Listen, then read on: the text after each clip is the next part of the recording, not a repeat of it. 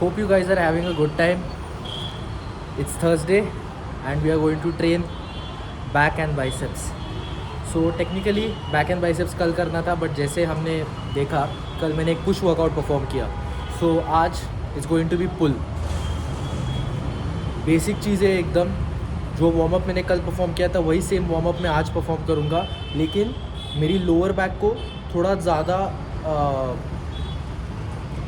Involve करूँगा मैं dynamic stretches perform करने में. So I will show you guys what type of stretches I do.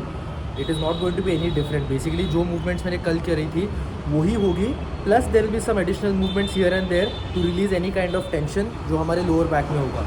And थोड़े से हाथों बाइसेप्स को भी ओपन कर लेंगे सो दैट पुलिंग मूवमेंट्स में ईजी हो जाए.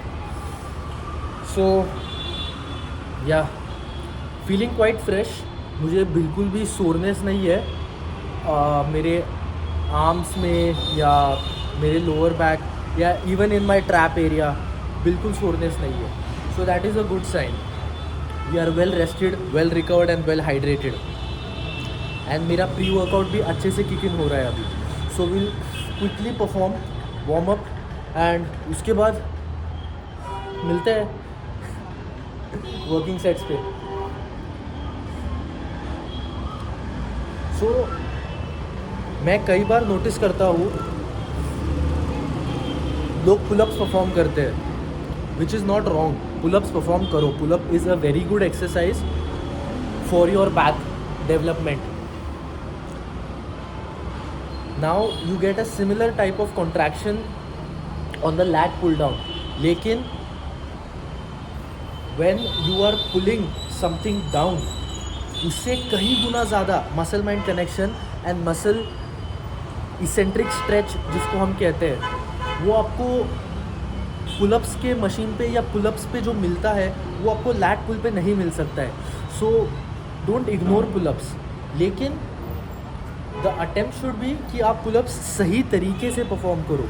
इट्स एब्सोल्युटली फाइन अगर आप असिस्टेड पुलअप्स यूज़ कर रहे हो अपने पुलअप्स परफॉर्म करने के लिए, but rather than swinging and just kicking in the air एक पुलअप कंप्लीट करने के लिए, it's not going to do any good. Rather आप सपोर्ट लेके अच्छे से मसल को फील करके पुलअप कीजिए. Now I can not perform complete pullups. मुझे परफॉर्म करना नहीं आता है. Now I can use momentum swinging to complete pullups, but that is not going to do any good. और अपना गोल है muscle hypertrophy, and muscle hypertrophy के लिए ज़्यादा स्टिमुलस मसल्स पे पड़ना चाहिए. Time under tension is important. So I use assisted pullups and I look big. I am not strong. I am not strong at all. And you cannot be strong on each and every movement. There are going to be certain movement जिस पे आप relatively थोड़े weak रहोगे, which is absolutely fine. लेकिन जब तक आपका गोल है muscle hypertrophy, you shouldn't worry आप कितना weight lift कर रहे हो या what you are trying to rep out. Goal is time under tension.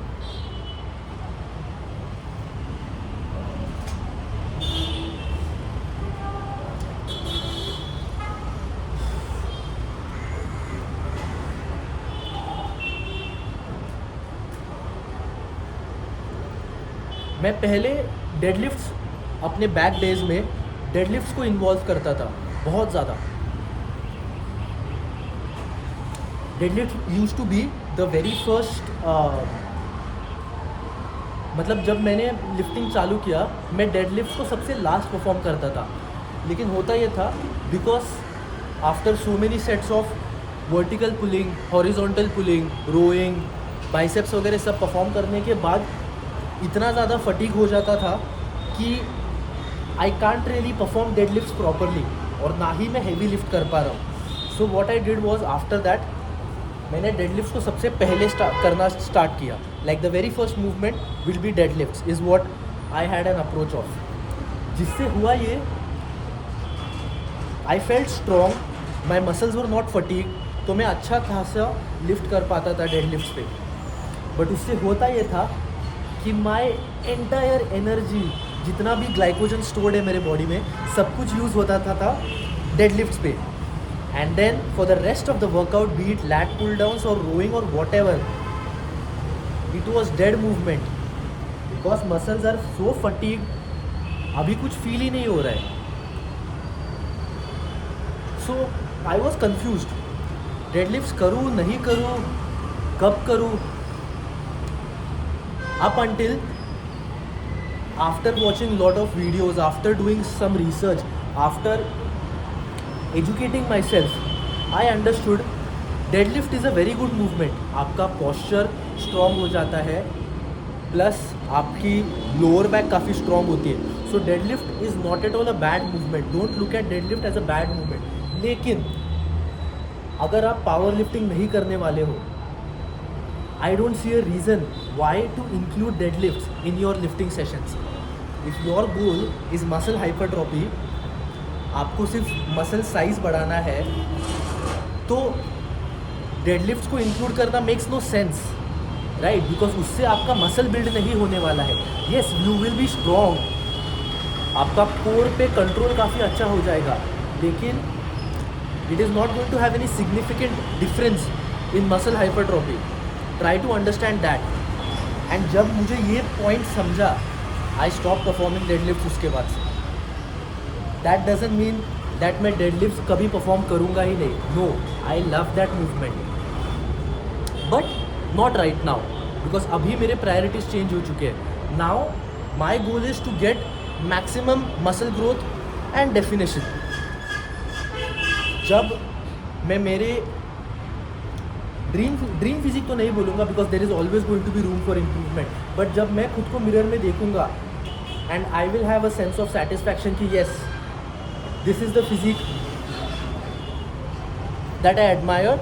जब वो मुझे अचीव हो जाती है, मे बी उसके बाद मैं डेडलिफ्ट परफॉर्म करना वापस स्टार्ट कर दूंगा. या फिर मेरे लिफ्टिंग जर्नी में अगर मेरे प्रायोरिटीज़ फिर से चेंज हो जाते हैं, if I feel like getting into power lifting और समथिंग लाइक दैट, एसबीडी चालू हो जाएगा.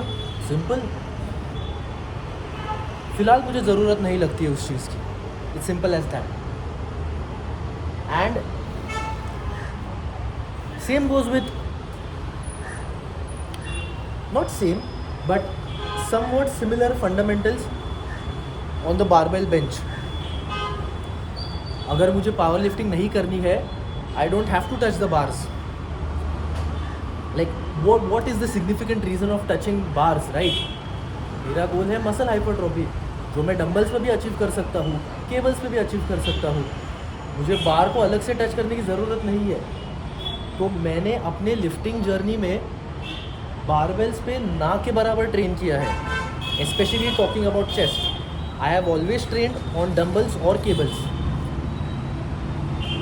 सो I am significantly weak when it comes to any barbell movements because I haven't trained on them and I don't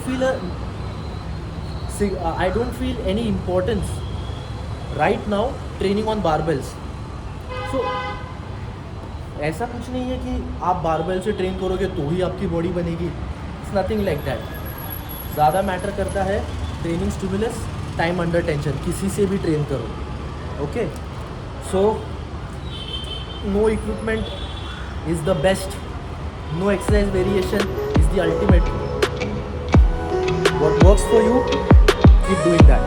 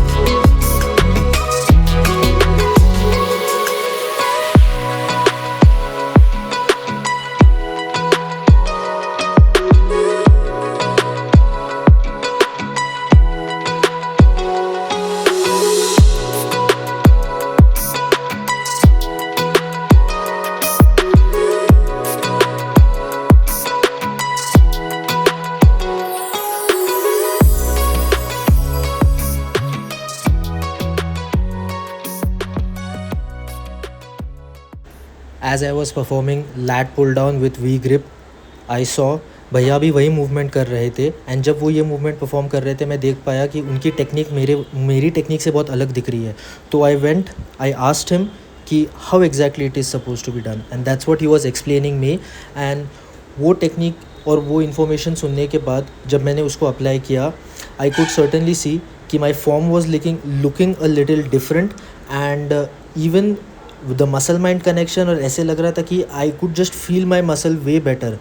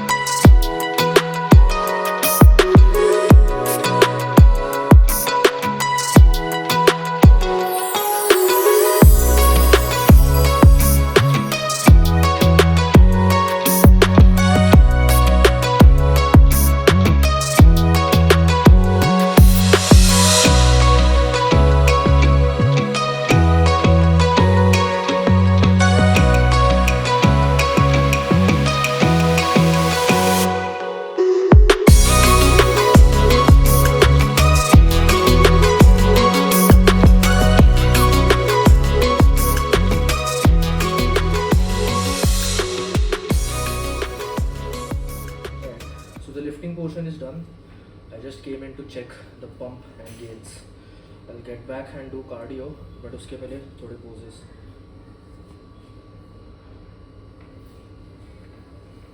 And especially भैया ने जो tip the on lat pull downs, it helped a lot with the muscle mind connection, and I definitely feel a much better pump compared to other training sessions.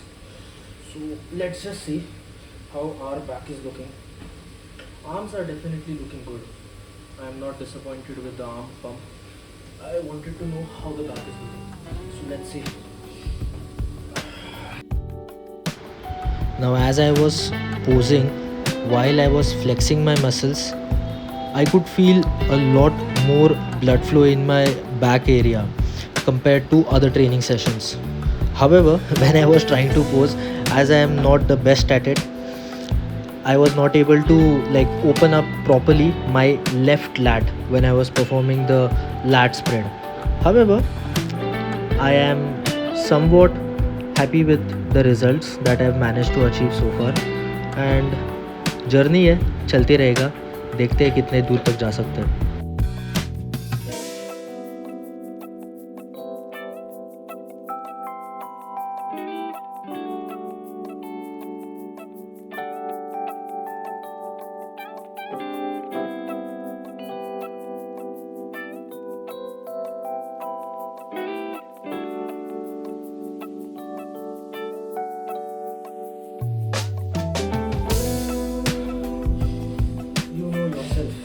Doing what makes you happy. Keep your heads up, keep lifting. Peace.